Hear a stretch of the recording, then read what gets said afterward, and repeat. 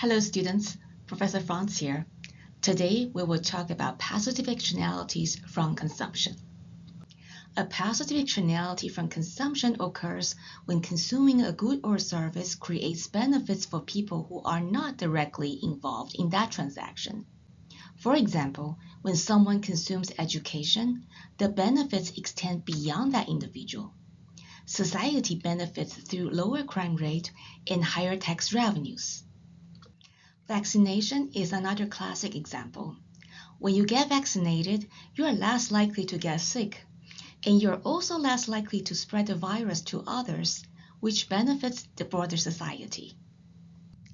And finally, a lighthearted example, deodorant.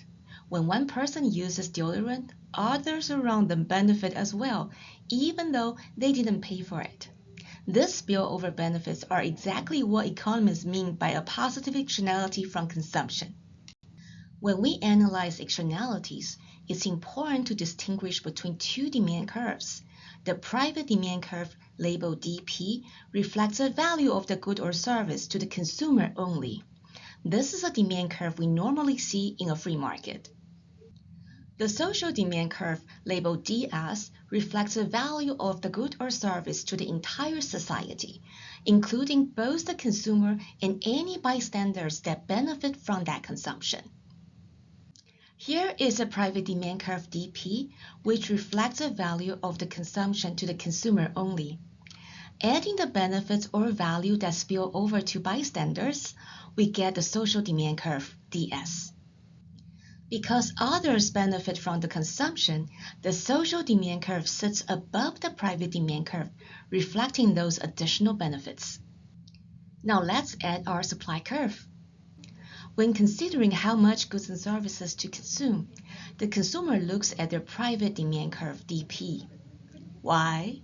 Because consumers ignore external benefits to bystanders. Just think about yourself. Do you get college education for your own benefit, or do you get college education because you would like to pay more tax to help others? If we let the market be, then the equilibrium quantity will be the intersection of the private demand curve DP and the supply curve, resulting in quantity QE, where E stands for equilibrium. However, what is the socially optimal quantity?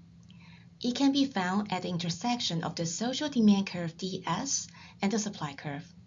The socially optimal quantity is QO, where O stands for optimum. Why do we look at the social demand curve DS to find the socially optimal quantity?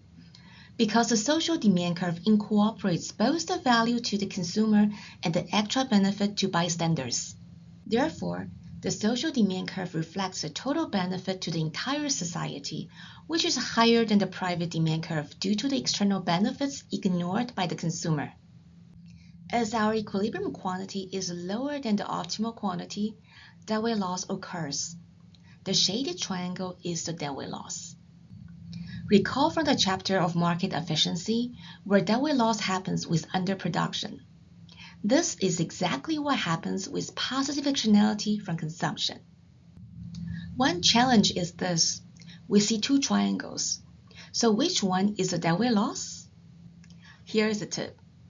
We will focus on the social demand curve because it reflects a benefit to the entire society.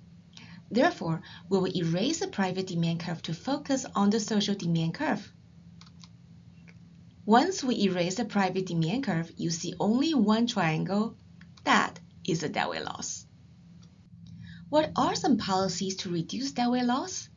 If we could shift the private demand curve DP to the right, where it coincides with the social demand curve, then we can get rid of the deadweight loss.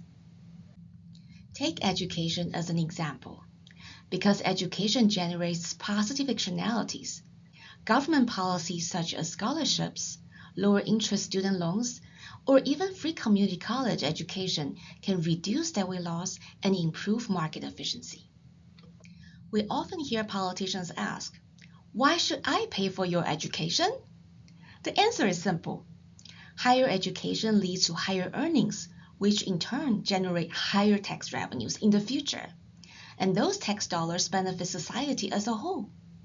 In this sense, education can be viewed as an investment in human capital. This concludes our lecture on positive externalities from consumption. I hope you found it helpful, and I'll see you next time.